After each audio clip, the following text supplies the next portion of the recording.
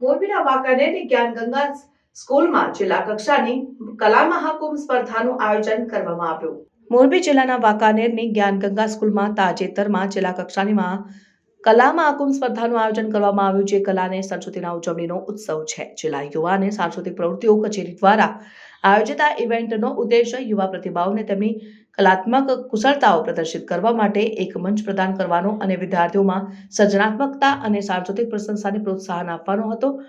કલા મહાકુંભ સ્પર્ધામાં ચિત્રકામ, શિલ્પ, નૃત્ય, સંગીત અને નાટક સહિતની વિવિધ પ્રવૃત્તિઓનો સમાવેશ કરવામાં આવ્યો હતો.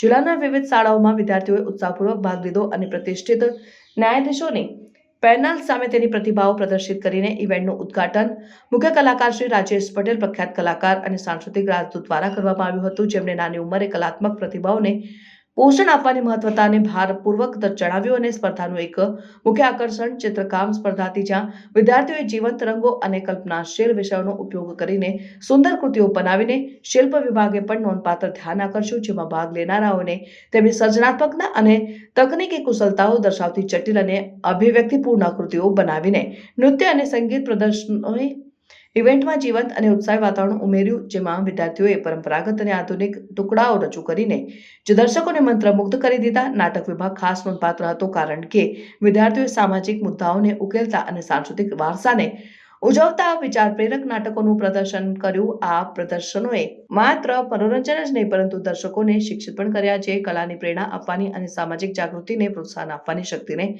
હાઇલાઇટ કરે છે. ઇવેન્ટનું સમાપન એવોર્ડ સમારોહ સાથે થયું, જેમાં દરેક શ્રેણીમાં વિજેતાઓને ટ્રોફી અને પ્રમાણપત્રો સાથે સન્માનિત કરવામાં આવ્યા. મુખ્ય મહેમાન અને અન્ય મહાનુભાવોએ ભાગ લેનારાઓની ઉત્તમ પ્રદર્શન માટે પ્રશંસા કરીને તેમની કલાત્મક અભિપ્રાયોને આગળ વધારવા માટે પ્રોત્સાહિત કર્યા.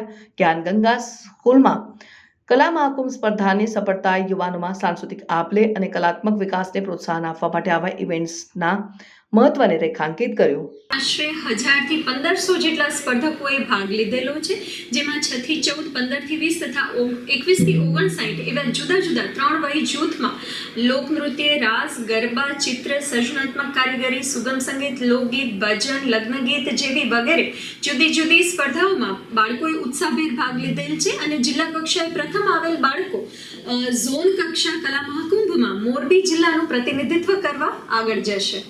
આજના આ કાર્યક્રમ ઉપરથી એ સ્પષ્ટ થાય છે કે ગુજરાત સરકાર દ્વારા નાનામાં નાના એ ગ્રામ્ય વિસ્તારના વિદ્યાર્થીઓને એ કલા દ્વારા પ્રોત્સાહન મળે છે.